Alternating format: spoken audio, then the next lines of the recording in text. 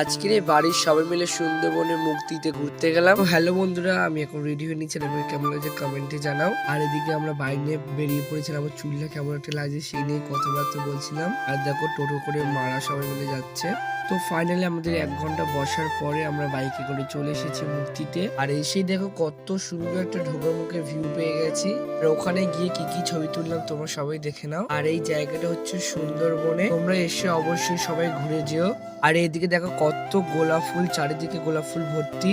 এদিকে মা আইসক্রিম নিচ্ছিল সবার জন্য। তারপরে দেখো আমাকে একটা আইসক্রিম দিয়ে দিয়ে, চলো আমি এখন আইসক্রিমটা খেয়ে নিই। তারপর অনেক মজা করার পর এখান থেকে চলে যাচ্ছি অন্য জায়গায়। তো এখানে আর একটা ঘোরার জায়গায় এসেছিলাম, তোমরা দেখে নাও একবার। দেন এখন আমরা সবাই মিলে বাড়িতে চলে যাচ্ছি।